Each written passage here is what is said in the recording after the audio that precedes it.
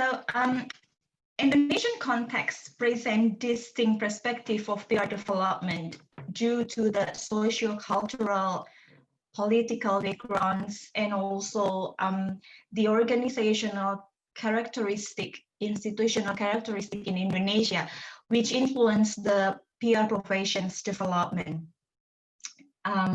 Next, if in Western context, PR was developed because of the need of organizations, the organization need of PR professions began with the crisis in an organization. So how to maintain the organization existence. It's distinct in Indonesian's background, which PR has developed based on the political system rather than the business and organizational perspective. So in the era of when Indonesian people struggle for the country independence, the PR skill has come up with the orations, with the speech, with the lobbying, and how to build the public opinion into an independent country. So all of that has somehow influenced the PR development at the very beginning in Indonesia. Then in the New Order era, PR has become the government spokesman. PR become the representative of the government to inform a good news of the government. And it is tend to be a power-oriented communications PR activity. The flow of the communication is one-way communication from one source to many. And at that time, PR also developed in the private or business corporations, and also some of PR associations established at that era, and going well until now.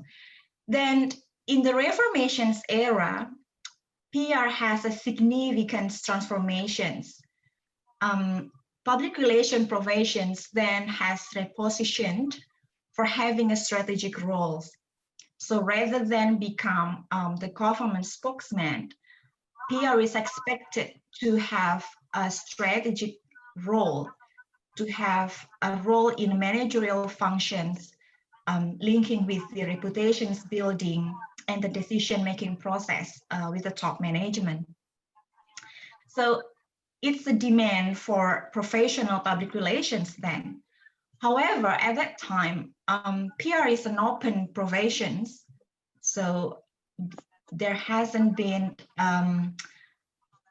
competence qualifications that everyone can be public relations. So in 2008, then PR has set up to be a professions, so it's no longer just in practice, but the government established competence qualifications for PR professionalism. It's called Standard Kompetensi Kerja Nasional Indonesia, SKKNI, which is in public relations area. This SKKNI divided public relations level to be three levels, which is the very basic level is the junior public relations, and then Madya is the middle level of public relations, and managerial is the highest level of public relations, which is expected to be able to take roles in managerial functions, together involved in the decision-making process, providing input to the top management, and having a strategic role within an organization. Next. Yeah. However, there is some notes in PR development in Indonesia. I think it's worth to see this kind of challenge, because we need to solve this to develop the PR professions in Indonesia. Simon mentioned that in PR, there is in PR profession is a lookism. Lookism is emphasized on the physical attractiveness of public relations officer rather than the strategic management role. So it creates a prejudice on grounds of appearance of the public relations officer. This actually relates to the awareness about PR roles as managerial functions, which not all top management or CEO aware with the role of public relations in managerial functions. So that there is a perception that PR function is a frontliners, so frontliners of the organizations rather than PR in the managerial functions. However, this also relates to the PR competence in the managerial functions that, as I mentioned before, PR professionalism is a demand in Indonesia. So Hoffman and Hamidati explained that PR professionalization has become a snail race. They call it a snail race because the process of PR professionalization takes longer than expected. And in other way also, from the institutional context, PR tends to accommodate a politicized environment rather than the societal interest. So this is also an alert that PR has a role. PR should have more roles to provide a societal implications, to listen more to the societal interest, not just the politicized environment.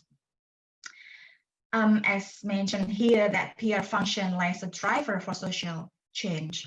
Then after the New Order and then the Reformations era, and the next era is the Informations and Technology era. So apart from the challenge in PR development, then PR have to adjust with the information and technology development, while Muktio mentioned that PR should achieve to be a high touch, high trust, and high technology in 2009. In my opinion, this is still relevant into this situation right now in Indonesia for the informations of technology era, in which PR try to adjust and leverage their competence and also their capability to deal with this technological era.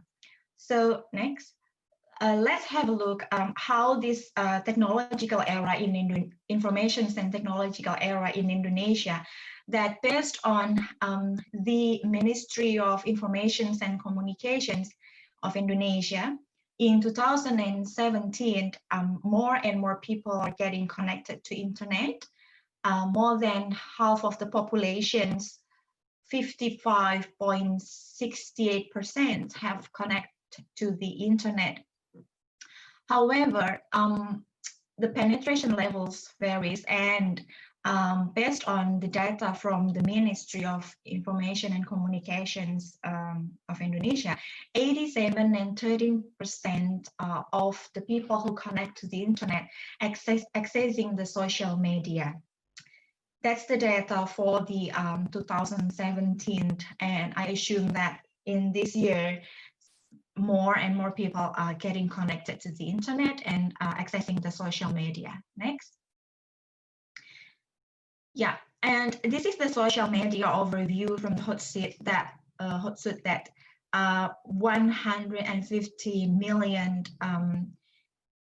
There are 150 million social media users active in Indonesia, and it represent the 56% of the populations, and the way of their accessing via mobile devices is 130 million, and also with the active mobile social user is the 48% of the total populations. This is the data in January 2019, so that there are people more connected, and this also has transformed the way of interactions and the way of thinking, the way of life, that relates to the changing industry landscape. In 2018, Indonesian governments also established a roadmap to respond the fourth industrial revolutions. It's a Making Indonesia 4.0 that the government prepare Indonesia to be part of the changing industry landscape 4.0. The roadmap involves 10 cross-sectoral national initiatives. As you can see in the right side, that there are 10 cross-sectoral national initiatives. If we have a look on that initiative, we can see that there are some values that also should be developed in line with the industry development. So, like for example, the sustainability standard. So we grow the industry, but we also need to improve the sustainability standards. And the other one is the empower the small and medium-sized entrepreneurs. So it's an empowerment values. Also, the development of ecosystem innovations, ecology, environment friendly, but integrate with the innovations, and also how that all of this can harmonize the regulations and policy, and also the implementations, which will create the positive, which is expected to create the positive impact to the society. So I provide two sides in this slide to see what happened in the changing industry, and it's not just industry that change, but also our society. So in how PR should see those two, not just the industry, but also the societal change. If we see if you link to the PR development, so PR was in the stage of PR 1.0, is a traditional PR with focus on the manual PR activity, such as do the clipping, manual clipping, that we do the media monitoring from the newspaper, from the magazines, from the televisions. Then we cut that and put in a paper and make a documentation of it as a clipping, so we can just have a look how the public opinion, and also how the public respond to our organization based on that. That's the manual PR activity in PR 1.0.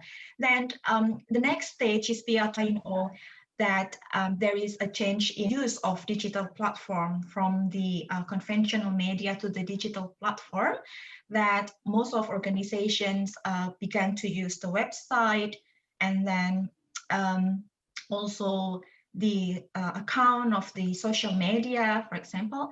And the information flow also has changed, not just from one to many, but from many to many, because at this time there are many sources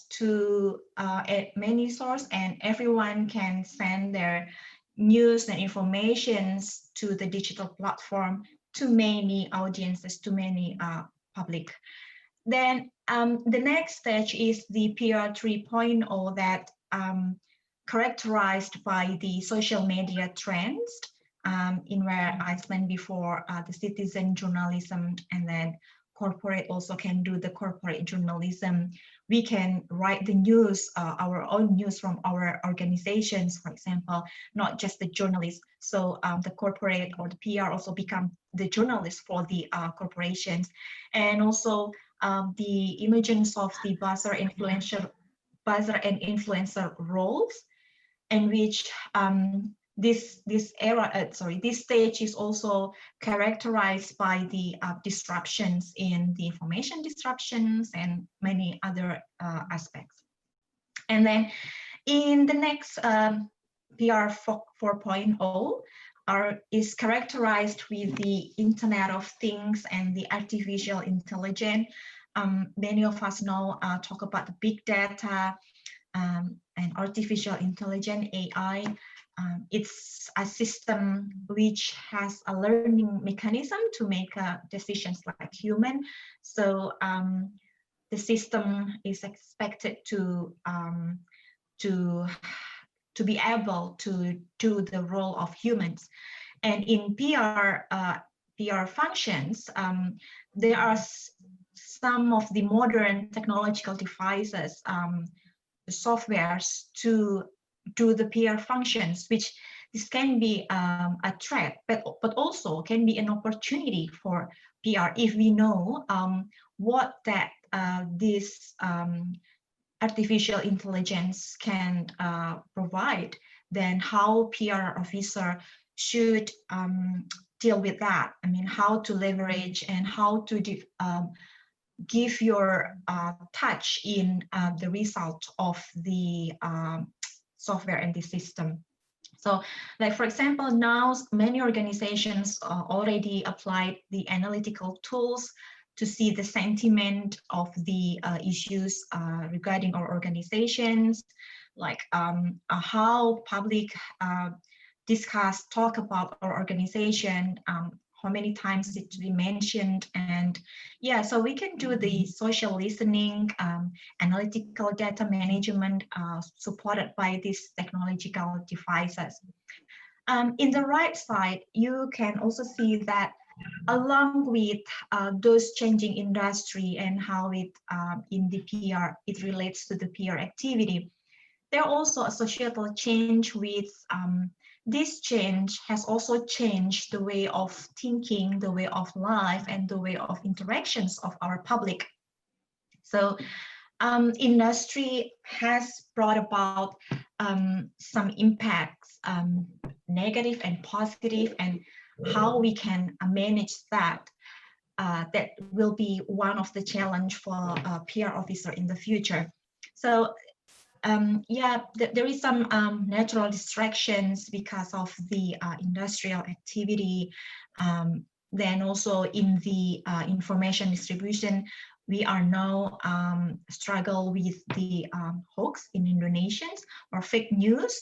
Then we have to make sure that the public have literacy to know, to select and to know which information is the fact and the objective one. And the other impact is that there are values of connectivity, because yes, everyone getting connected, not just locally, but also globally. And this also came up with the collaborations value that we can see in the business, like the sharing economy approach, and then how some organizations have a collaborations to achieve goals, same goals, for example. And another one is also the values of inclusivity, that it's the change in today's changing landscape is expected to involve more and more people without discriminations, and also concerned on the sustainable development, that the industry should also be responsible and take part in maintain the environment and also the people empowerment, and it's also for the company sustainability itself. The other next is social innovations that came up as in many aspects, not just in the politics, like for example, there is a social media movement relevant to the political campaign, but also in the economical aspect, in the education, in many aspects, that people now having a new platform to have a social innovations to be part of this development. Next. Yeah, I'll just present the some of the example that how the industry and the societal change, how the organizations and our society respond to this change. This is one of example from one corporation's Grab company that conducted a digital iterations for the partner in delivering the business. So in conducting this program, they made a collaborations with the Microsoft company to provide a training, and they have the same goals and commitment to provide a positive impact of the technological development and in relations with their business development as well. So that the partners of the business are trained for the digital iterations to make sure that they can access, they can use and get the benefit of the technological development in relevant also with the core business of the organizations. Yeah, and this is the example of how the online social movement in Indonesia, how our community respond, our society respond to many issues in Indonesia. This movement are the community movement. So there are some social movement. This is just some of the example, and now there are many more, like Blood for Life, Earth Hour Indonesia, and Indonesia Bercerita, Indonesia Berkebun. Indonesia Berkebun is focusing on the urban farming, like I put in the picture here, Urban Farming Act for Community Empowerment, and also many other issues that the community try to solve these issues together in a movement and through social media. So online social movement, which is expecting more and more people to join and share their values and their contributions to respond to specific issues in Indonesia. And the other example is the social enterprise development. So there are now some enterprise, small, medium enterprise in Indonesia, which not just focusing on the profit, but also responding to the social issues and need to contribute to the society to provide societal implications. And this social enterprise, the social enterprise is, sorry, I hear something. Is there anyone? All right, and the social enterprise is shows that how the society and organization respond the technological development in integrations with the societal change, so that the organization and the society can respond to the technological development and at the same time also provide contributions to the societal change in Indonesia. Yeah, so this is the highlights of how the PR profession development in a changing industrial landscape and also societal change in the Indonesian context, that in responding to the technological development, so PR required to leverage their PR competence. The first one is PR need to be able to know about the management knowledge so that they can conduct their role in managerial functions, to be part of the top management in decision-making process, and also in taking a strategic role in the organization existence and sustainability. And the other competence is also the importance of research competence. Research is a necessary thing for PR at this time, because they need to provide input to the top management and the organizations. And the input is not just for the organizations, but it's also for the community, for the public at large, that it's expected their input can provide also benefits for both the organizations and also the public. And next is also data analysis. As we know that today there are many tools, technological tools that can be used to do the data analysis, but PR can provide a deeper data analysis which involve the PR values, such as the responsibility and then empathy and also innovative value and inclusivity. So a deeper data analysis which has a PR personal touch to be performed to the top management, and again to also contribute to the society. Writing and content development is also relevant because yes, PR professionals need to be creative and need to be having a high adjustment ability, because now the changing happen not just daily but in second, right? So we have to knowing about the public sentiment, the issues about our organizations, so that PR officer can respond, that can make a plan for that and create the social media management, for example, and when the information, what kind of information should be delivered to the public.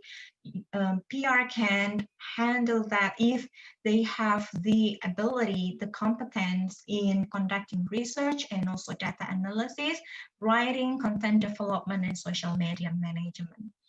And the important things is also that the PR and organizational values. So it's not just organizational values, but also the PR values itself. PR profession should penetrate the values of responsibility, the values of empathy, creativity, innovative, and also the inclusivity in responding to this changing. So in Indonesian context, it is significant to know about the cultural context that Indonesia have a unique and alienating local wisdom, which different with another country that I explained in the beginning, that this will influence in how the PR professions develop in Indonesia.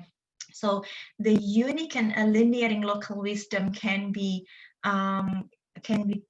part of the PR development to perform certain Indonesian PR, certain PR model based on the Indonesian context. By knowing the cultural context and Indonesian context, PR professions also expected to have more and more contributions to the society. So this is a highlight in critical PR, that PR should have a contributions and have a role in as a societal change agent that benefit also the society, not just the organizations.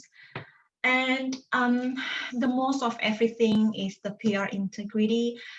We are also still struggle with this, how the PR professionalism, the PR ethics, and also PR personal integrity, how a PR officer have their own personal integrity as a public relations, is most of everything in PR professions.